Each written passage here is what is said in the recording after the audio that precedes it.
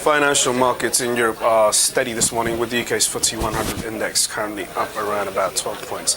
DAX in Germany up about 40 points, and the Euro Stoxx 50 index is currently up around about 8 points. When it comes to the FX space, the euro is a little lower, the dollar is slightly firmer. In the commodity space, gold is moving up after yesterday's losses. And in core government bonds, UK gilts and German bonds are actually seeing a bit of demand after yesterday's relative weakness, are on the whole quite low. Good morning, I'm Ishaq, Siddiqi, and welcome to your daily market bite. I'm going to give you guys a quick idea of what's going on around the world today in the world of finance.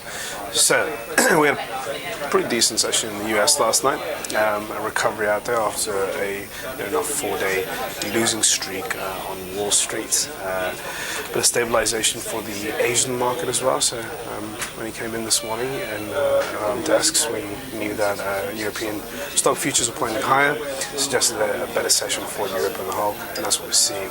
And that's on the back of generally a little bit of trepidation ahead of the Bank of England and the European Central Bank's policy meetings, but with a slight expectation that the ECB might cut rates has given investors a bit more optimism about what the central bank may do today in order to stimulate the Eurozone economy, and that's given us a little bit more reason to be on the positive side, which is why we're seeing a bit of buying on the whole, and also because we've had such a significant few days of losses that investors are now feeling like it's time to go in and start buying at a lower level. So we are generally still on this rebound trend from the falls that we saw earlier in the week.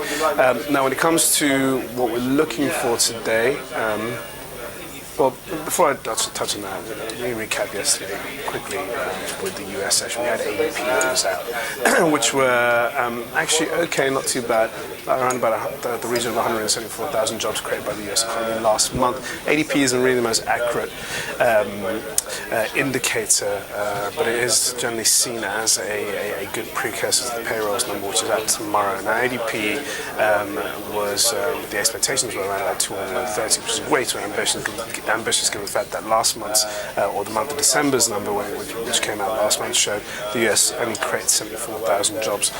And even though the unemployment rate dropped to near 6.7%, people were very highly dismissive of how weak that number was, and blamed the severe weather conditions in the US during the month of December.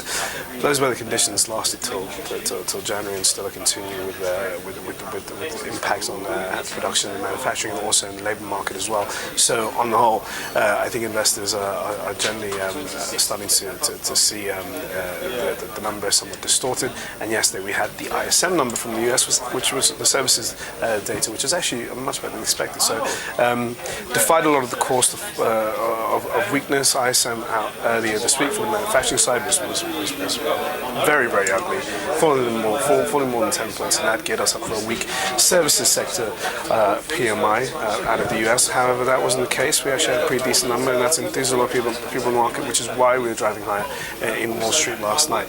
And that general risk on turn filtered through to Asia and into the European session this morning. Now, back on the immediate picture, like I said, we've got the Bank of England, we've got the ECB coming out with policy meetings very soon. The Bank of England isn't really expected to do much at all, very likely to stay on hold with their policies, keeping interest rates at ultra-low records and QE at £375 billion, and looking to just beef up forward guidance. They're probably not going to say anything today, a non-event at 12 p.m. UK time, because we have the inflation report next week. It's likely that the Bank of England are just going to wait till next week before they flesh out any information.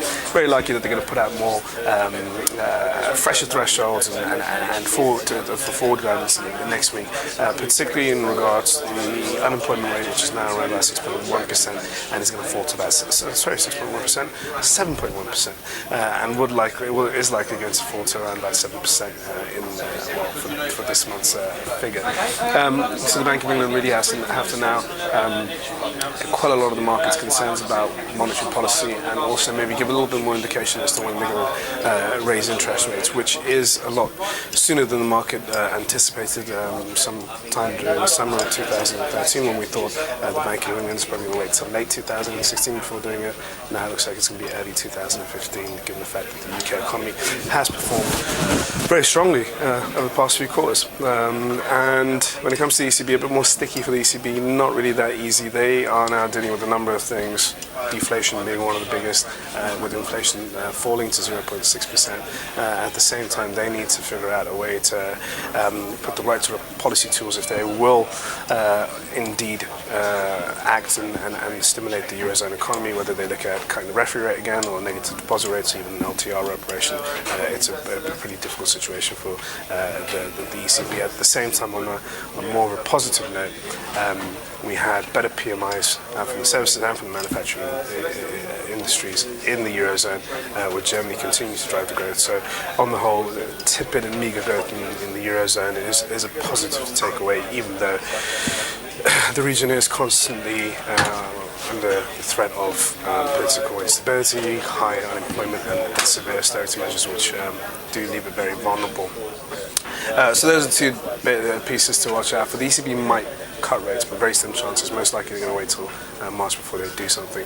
And then we have the weekly jobless claims out from the US. And the big focus after that will be, of course, the non-farm payrolls number. Now, if we do see a number which will be much better than expected, around over, say, 220,000 jobs created by the US economy, that will really reaffirm the market's feeling that the Federal Reserve is going to stay on track and continue cuts in QE by around about 10 billion or even more, $10 billion or even more. And that's going to be a key for the market in many ways, because the Fed has now cut for 2 months in a row, and is likely to cut again. And these payrolls data will definitely be the deciding fate, as the deciding fate if the Federal Reserve is going to continue cutting for this month. Anyway, that's all for your daily market bite. Thank you guys for watching.